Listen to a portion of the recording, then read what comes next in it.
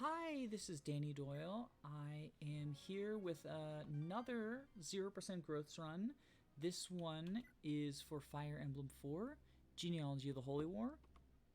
This run is going to be different from the runs that I normally do in a couple of ways. The first one is I could not find a 0% growth patch for Genealogy of the Holy War, so I had to make one myself. That was probably a sign that I shouldn't be attempting a 0% growths run of this game, because it's really not designed around it, but I have never let something like that stop me before. So I had to edit the ROM myself in Nightmare. It might not... I might not have done it all correctly, so if there are any level ups on screen where we gain stats, we will deal with that when that happens, and I'll have to go in and re-edit the ROM in order to untaint my run. We'll do file 4 for autosave is what I like to do. So FE4 is a very different game from most Fire Emblems. A lot of the early Fire Emblems were like this, where they didn't feel... none of them felt like each other. And don't mind me starting the prologue with while I'm explaining things. Otherwise, this video is going to take forever, because FE4 has big maps. This is only the prologue, and it has 2 different castles we have to capture. And they only get bigger and longer from here. Like, this is the size of the map that we're dealing with for the prologue. One of the things that FE4 does to compensate for the large map size that I am very thankful for is you get to save at the beginning of every turn. As long as you have not moved any of your units, you get to save. And I turned on the autosave function so that if, well, not if, when I inevitably make a stupid mistake and get a unit killed that I don't want to die, then I will be able to load directly from the turn prior to me making a mistake. And I'm going to be abusing that because this game was not designed to not have growths. One of the challenges in... not challenges, but one of the things that I had to make sure to do in editing the ROM was characters have growths, but Holy Bloods also have growths. Some of the royals or descendants of Crusaders have Holy Bloods, which boost their growth rates and give them access to a personal weapon. So I had to make sure to set the Holy Blood bonuses to 0, as well as setting the individual characters' bases to 0. There's one other way in which this game was clearly not designed around a no-growths playthrough, but that is a little bit spoilery, so I'm going to give anyone who has not played Fire Emblem 4 the chance to stop watching now. It's a really good game. There are flaws, but I think it is worth playing blind for some of the plot beats, and just per the nature of what makes this run unique, I kind of have to explain and spoil some of those plot beats. This isn't going to be a story-based playthrough, but I'm not going to be intentionally avoiding spoilers when that makes it difficult to explain things. So this is your chance to jump off. Otherwise, big spoiler in 3, 2, 1. So halfway through Genealogy, your entire army dies, or is otherwise unable to fight anymore. It depends on the units what happens to them. But because of that, their children end up taking up the mantle and doing... it's a 10-chapter game, plus the prologue and epilogue, so at the end of Chapter 5, everyone who I currently have is going to die. And their kids are going to take over. You have a couple of fixed kids. Sigurd, who is the main lord, we're going to be seeing a lot of him in this game, has a fixed kid, and Quan and Ethlyn, who are going to be joining soon, also have a couple of fixed kids. And there's some characters who are kind of fail-safes that join you no matter what. But for the most part, you get kids that are largely customizable. It's a lot like Awakening and Fates for the 3DS, where the kids show up based on, in this one, their mother. Each mom will have 2 kids, and they will show up with specific classes, but then all of their stats, growth rates, and skills are determined by, and their holy bloods too, which can give access to unique weapons, are determined by who their parents are. So since the mother is fixed, there's some stuff about them that's fixed. For example, if a mother has the skill Pursuit, then all of their kids will have Pursuit. If the mother has the skill Astra, all their kids will have Astra. But there's a lot of things that are flexible because, you know, a different dad could get different skills, different stats. Additionally, the way that stats are calculated for the kids is one of the things that makes 0% growths really complicated. There is a overly complicated calculation that determines what the kids' bases are, and it is not... The kids' bases aren't what their bases show up as. The kids' personal bases are their level 1 bases, and then they are auto-leveled. And their growth rates are going to be 0 because 0% growths. So for the most part, once I hit the 2nd generation, any of these characters' kids are going to have just their class bases, no matter what level they're at, too. Like, we have some kids who join at level 20, 16, stuff like that. I don't know that anyone joins as high as level 20, but there's one in particular who joins at level 16, usually with really, really good stats, and he will join with basically class bases because, well, because of the way that kids' stats are determined, that he gets auto-leveled with 0 growths. It's not great. So for the most part, I will be making use of what are called the substitute characters. If a mother dies, instead of missing out on her children, well, you miss out on her children, but you get other units who join instead of their kids to sort of take the place. So, for example, one of the first mothers that we get is someone called Ira, and her kids are the Sword Twins. And if Ira dies, you get just 2 other Myrmidons in place of her kids. In general, the substitutes are worse than the actual kids, but for our purposes, they are better because they will actually have stats. They have fixed bases, whereas our kids won't. They will have class bases. The substitutes also get access to events that boost their growth rates. Or not boost their growth rates, boost their stats. And some of them getting access to unique, powerful items. So that is supposed to sort of compensate for them being much worse than the units they're replacing, but for our purposes, they are already better, so that's just sort of gravy on top. I think I accidentally turned animations back on. There are a few parents who I'm going to be pairing. For the most part, it's not because I think that it makes their kids' stats good.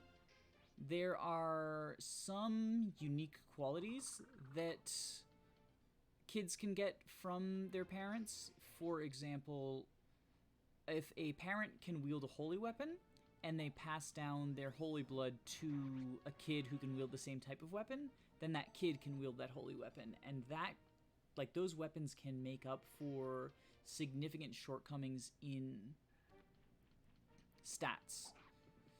There's one in particular that's like a tome that's, I think, 30 might or something ridiculous. So even a base level mage wielding it is going to be doing some work. One of the other things to touch on is units inventories. So in FE4, instead of trading around items like you would in a traditional Fire Emblem,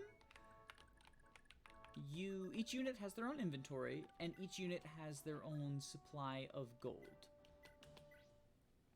And rather than, like, if, say I have a sword on Sigurd that I want to give to Noish, I can't simply run Sigurd over there and hit the trade command. Instead, I have to go to the pawn shop, sell the sword, and then go there with the person I want to give the sword to and buy it off of them. So anytime you're trading items around, you lose money because rather than having shared gold, each unit has their own money. Moment of truth? Okay, no level up. Good, good, good. This patch is, at least for now, working.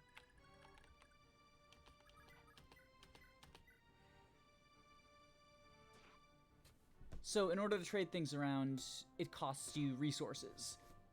Which means that if a village or a boss or anything else has an item that you want on a specific character, ideally what you want is to have the person you want to get that, like if a boss drops a weapon, you want to kill them with the unit you would like to have that weapon, because that way you don't have to go through the pawn shop and lose money that way. Ultimately, it's often not a huge deal. A lot of units end up with plenty of money, but it's nice to save money when you can. I try not to stress about it too much because it's not a huge deal, but it's something to think about if you have the opportunity to kill with multiple people who would benefit the most from getting this item. And on the flip side, sometimes it is like, who will benefit the most from being able to sell this item? Who do I want to put gold onto?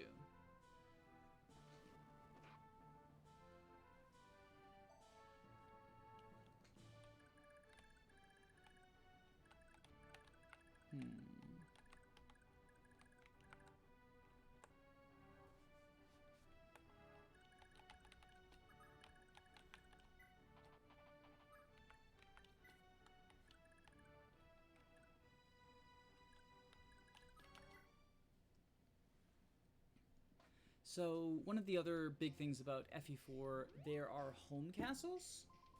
Oh no, the Bring It is healing himself. I didn't know they could do that. I knew that blue units could on churches, but I didn't know that red units would. I guess it makes sense, red units have money, so like, yeah. In FE4, as I mentioned, there's 2 castles to capture on this map. We also have a home castle that we start out at. And if our home castle is captured, then that's a game over.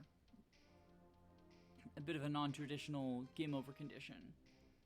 So, if you don't have anyone guarding it, any enemy can capture it immediately and give you a game over. If you have someone guarding it, they have to kill the guard in order to capture. Right now I've got Arden proving, he's playing goalkeeper. He's proving that movement is overrated. And he's going to stand there and defend from bandits. None of whom can reach the castle at this point, but Arden doesn't really have anything to do anyway. Brigands are burning down villages. I want to get to them as quickly as I can, but it's not a huge deal. Each village is worth, I think, 5,000 gold, and each segment that they burn down is 500. So the longer it takes me to get to a village, the less money I will have.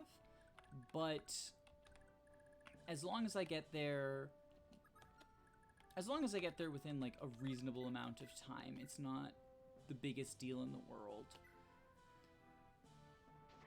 Money is not as tight as you would think for everything that I described in terms of like planning and everything else. Money is not as big a deal as you might think. There are some villages that also have items, and those ones we kind of want to rush, because if the village is burned down entirely, you don't get the item. As long as there's at least one segment left, you will get the item, but usually those villages are in such a way that it is a little bit difficult for you to reach them on time if you're not rushing. I guess I should go over the units that we have while I am playing. So Sigurd is the main lord. He's kind of his own Jagan, and people often say, rightly, that Sigurd solo is kind of the easiest way to play FE4.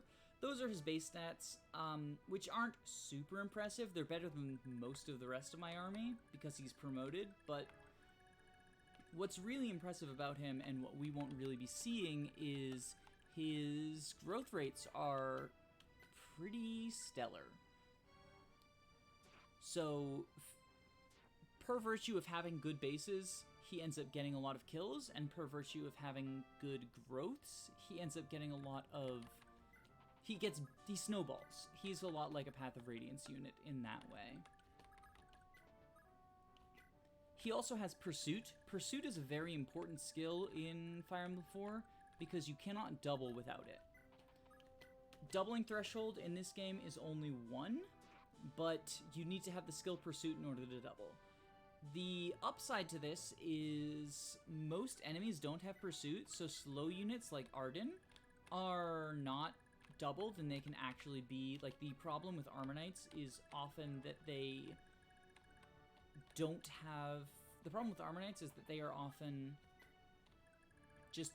They're slow and they get doubled, so instead of being tanky, they're just kind of a liability.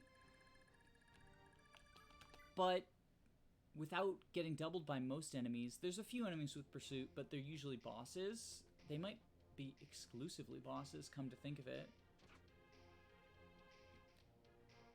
Without getting doubled, they get... I won't say good, but they're better.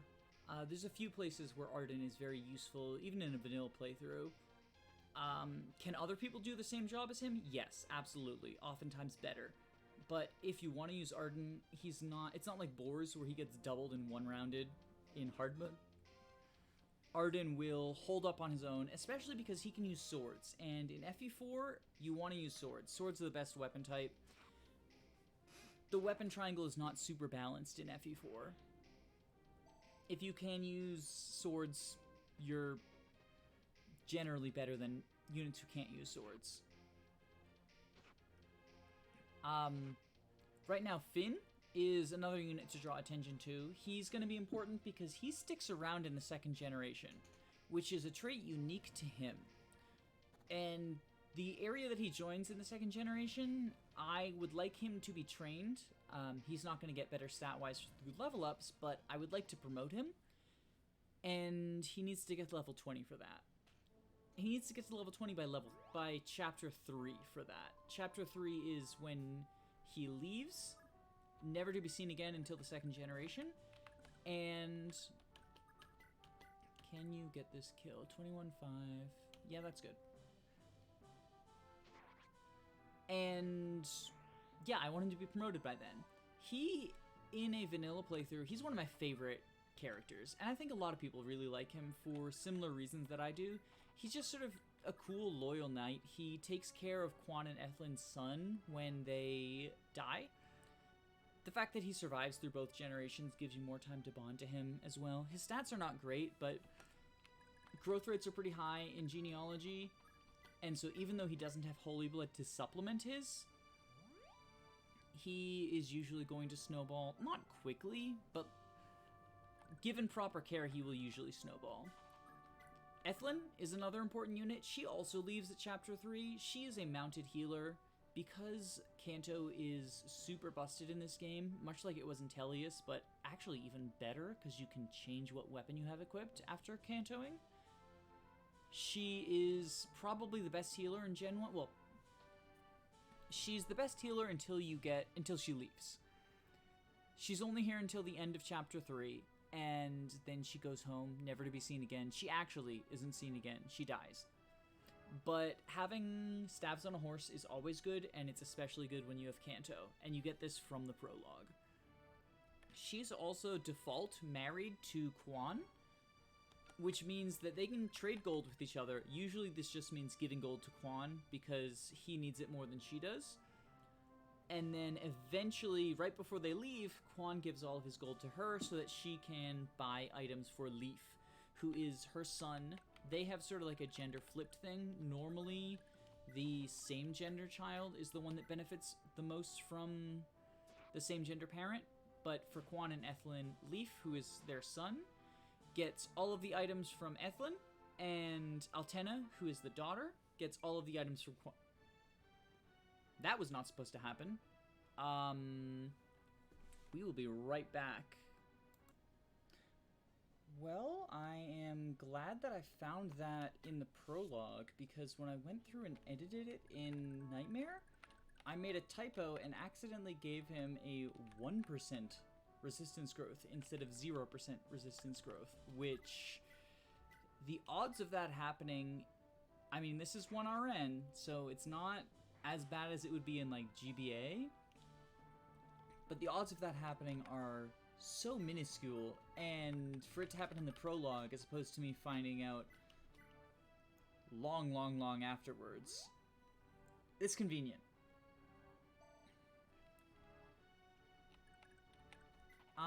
So we touched on Ethlyn and Finn. The third person who leaves is Ethlyn's husband, Quan. He is a Duke Knight. He's got better stats than Sigurd, so he's going to be helping out a lot in the first couple of chapters. He unfortunately leaves at the end of chapter 3, so I will, thankfully, in the chapter, well, the chapter before he leaves, I technically get Ratchis, but she's only really going to be useful as a combat unit starting in chapter 3. So, thankfully, by the time he leaves, I will have someone who's not Sigurd who's combat ready. Yeah, Quan's going to be doing a lot of work. He normally does as well. He is sort of like the other Jagan of Generation 1. But then he leaves. He legitimately falls off because you cannot use him anymore. There we go. That's fixed. Or it was just another 99% chance. But I'm pretty sure I fixed that.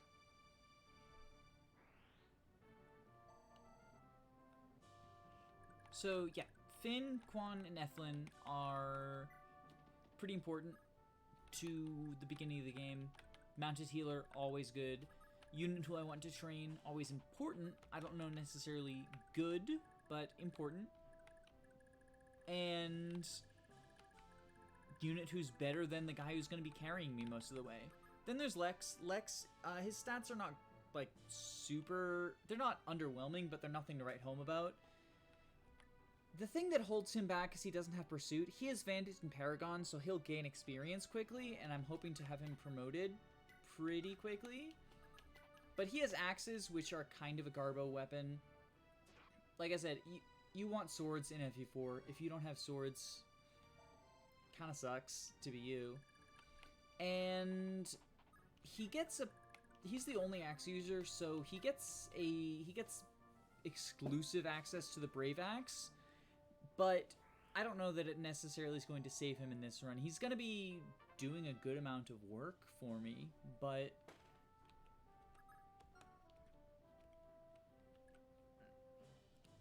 I'm not going to say no to his help, because I can use all of the help I can get.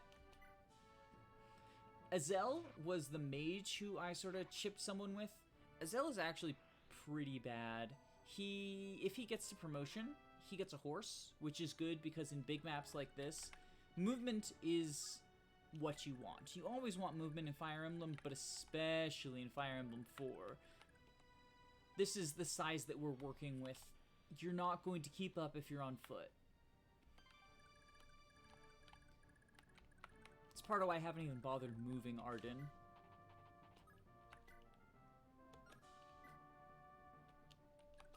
I think I just accidentally turned anime. Oh no, good, I did. Okay.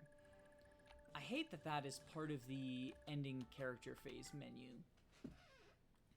But Azel, I actually think he's not bad in the prologue. He gets kind of a better introduction than is representative of him, because he shows up near some enemies, and magic is fine in this game. Like, enemies have almost no resistance. You also have almost no resistance, which is again why it was very funny that I accidentally left the 1% resistance rate in there.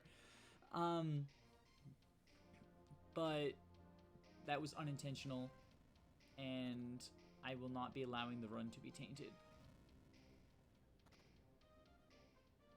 So Azel is good if you can have him, well, he's squishy, but he deals damage if you can have him see combat. Unfortunately, he's got like 5 move.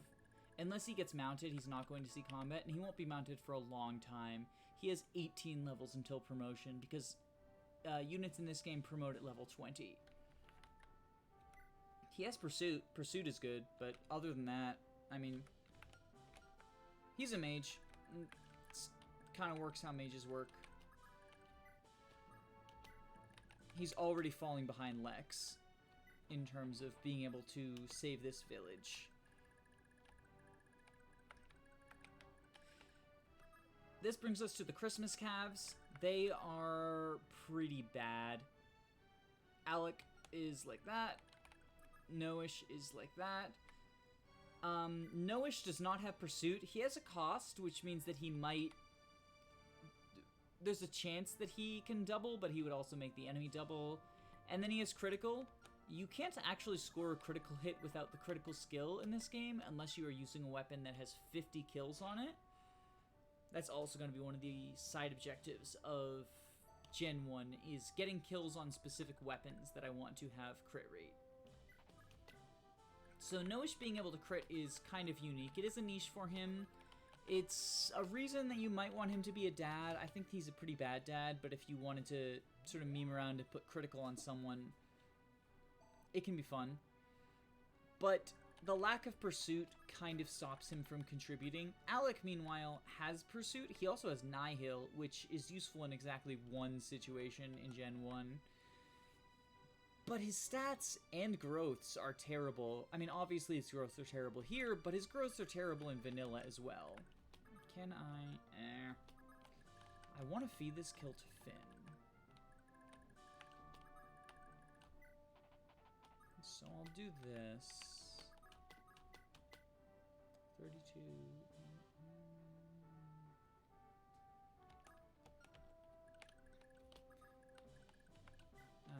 I'm just gonna charge ahead with Quan instead. I don't want him to choose to attack someone other than Finn and end up dying.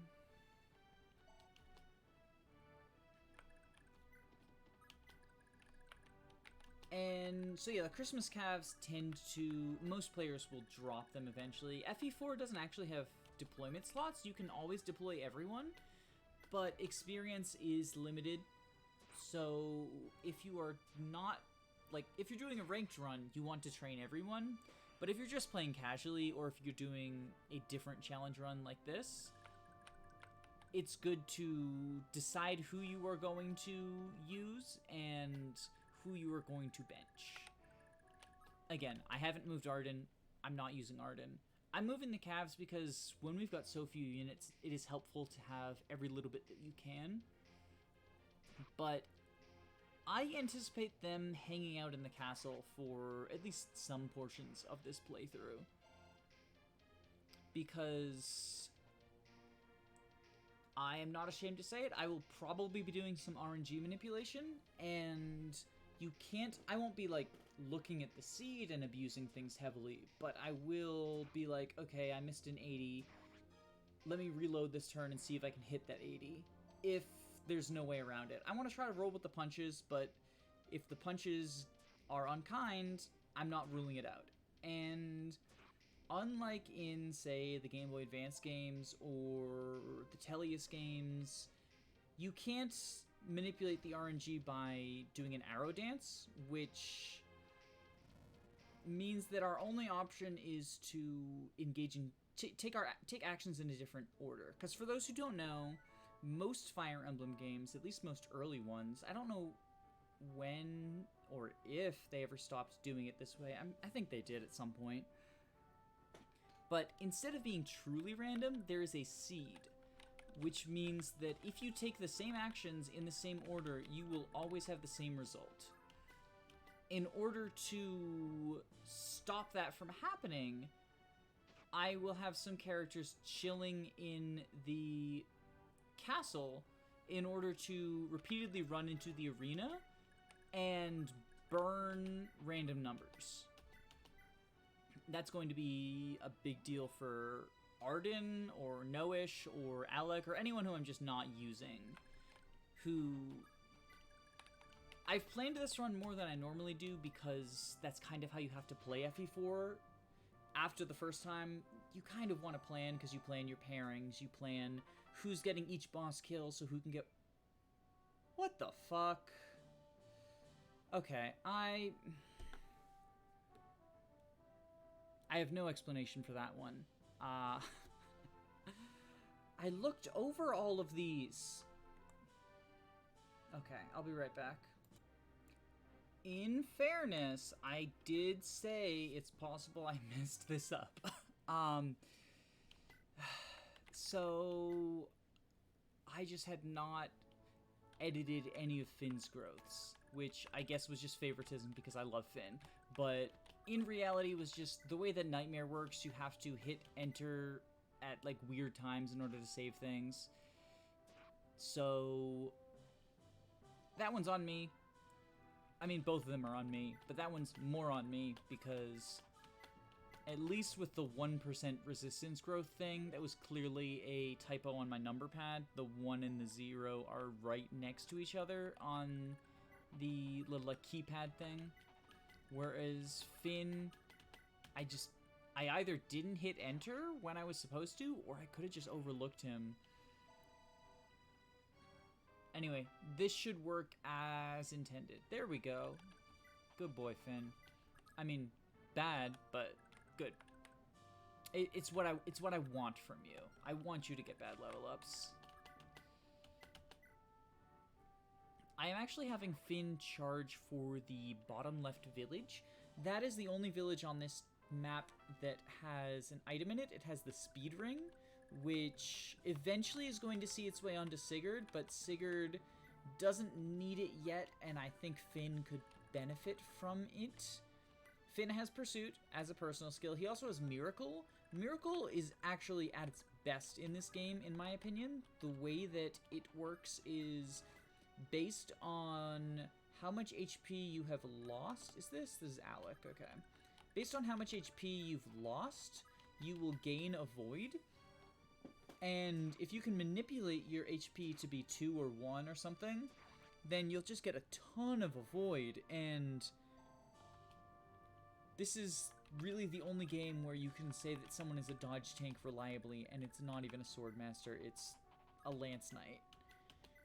Although reliably is a bit of a stretch, because it only lasts for the turn that you're damaged. So if you can make it so that you get to that point on enemy phase, then cool on you. You are going to have a very productive, or at least survivable enemy phase. But if you can't just like hope to survive then the following enemy phase without being healed to very specific amounts.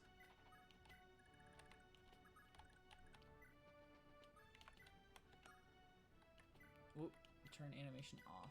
I think that just turns it on. Yeah, it turns it on for everyone. It's really annoying. So we've touched on all the units. We've touched on some of the things that make FE4 unique. And I feel like there was something else I was going to touch upon before we're getting to the end, because I'm going to be capturing that castle. And even though the prologue is not finished, I think it is generally good to treat each castle like it's its own chapter, at the very least for the purposes of recording. And for the most part, they're going to be even longer than 30 minutes. I don't know if I touched on this but lovers can give each other gold as well. Yeah, I did, because of how I'm going to be giving all the gold to Quan to help repair his good items, and then... Oh. Do I have... Speed of 10... Okay, so he'll double them. Well, unless he's weighed down more than they are, which he's not, because axes are so heavy.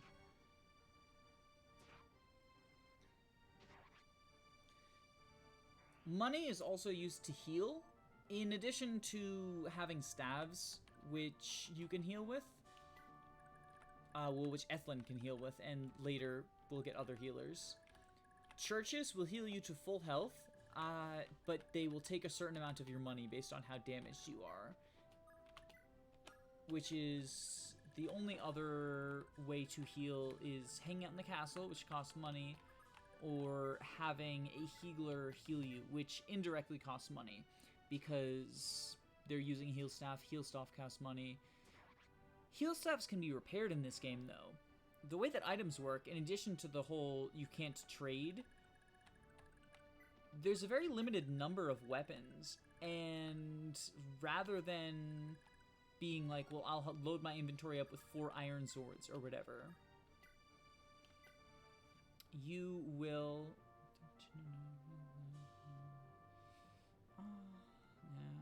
What does he have? Does he have a hand axe? No, he's got a steel. So I will just equip the steel lance and wait. Probably going to be... oh my god. Probably going to be killing him with Sigurd. I need to get better about that. It has been forever since I've played FE4, so I'm not used to top weight. You can repair items, so rather than loading your inventory with a bunch of the same weapon so that you can continue to use it, weapons tend to have pretty high number of uses in this game, and once they break, you can repair them. Which means that it's more about who do you want to get a specific weapon, rather than...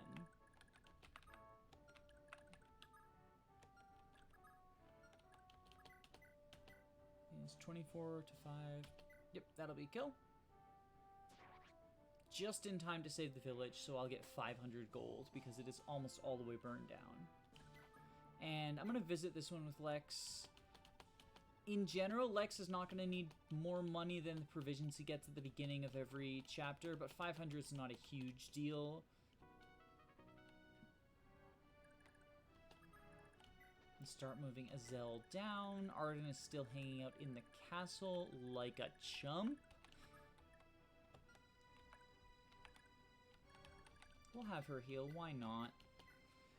This doesn't build staff rank as it would in other games. Instead, your rank is locked by specific classes, but I want to have my boys healthy for when we cross the river.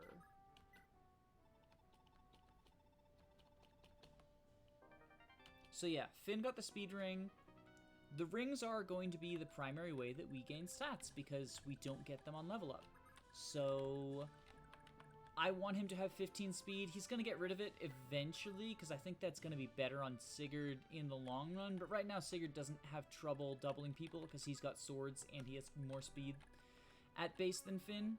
And Finn's going to go away eventually. I would like him to get kills.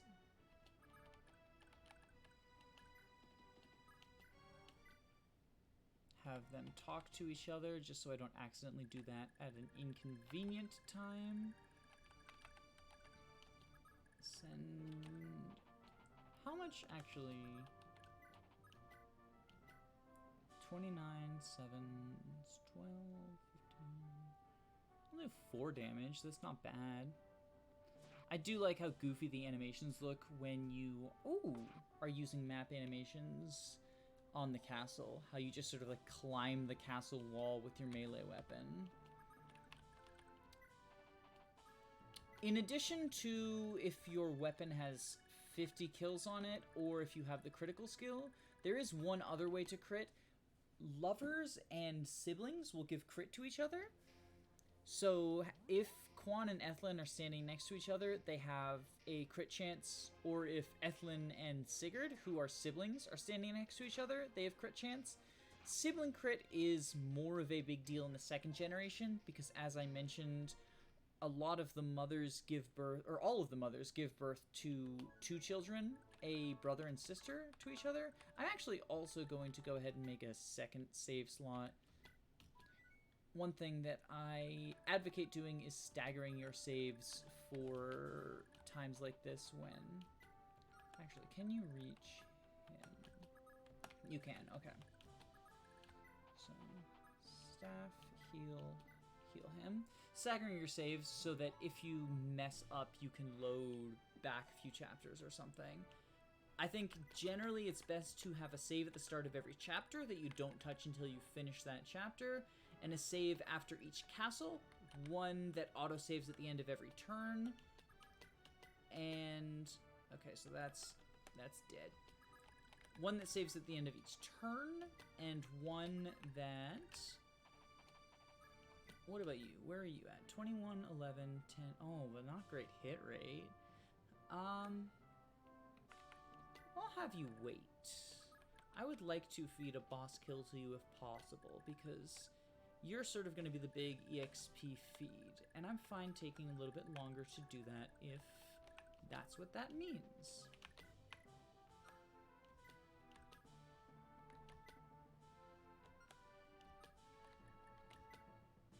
There we go.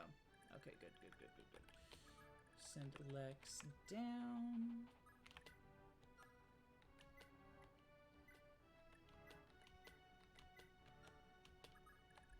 There we go. I can do it from the character menu. We're learning things.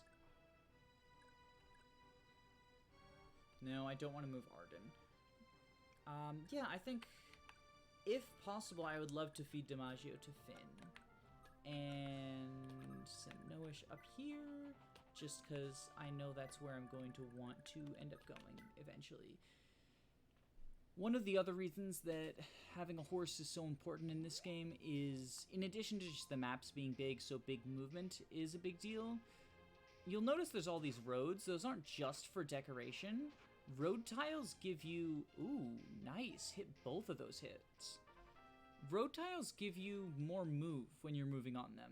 The downside is that you have less avoid, but it's good because if you're a horse and if you're moving on multiple road tiles, you will save more the more you move on the roads. So it's basically a rich get richer situation, because if you don't have that much move, you're not gaining too much from the roads. Whereas if you have a bunch of move, yeah, weapon triangle, it's not right. If you have a bunch of move, you will gain a bunch more from the roads. I don't know that I want to seize yet, because as soon as I do, these guys are going to lay down a bridge and come charging for me. I guess I could try to kind of hold the way with Lex and Azel. So you'll notice that everyone I have right now is on a horse. That doesn't stay consistent necessarily, but all of the best units, or most of the best units, are going to be on horseback, at least for Gen 1. Things start getting complicated when, again, Generation 2, kids, weird stuff. I also haven't collected these villages because I was trying to go for the speed ring as quickly as I could. I will probably mop them up with Sigurd off camera. But, yay, I killed the first boss. I have functionally captured the first castle. I can seize it with Sigurd as soon as I want. So I think this is a good stopping point. I hope y'all enjoyed this first chapter of mostly 0% growth. Sorry about that. And have a wonderful day. Like, subscribe, all that stuff I guess I'm supposed to start saying now.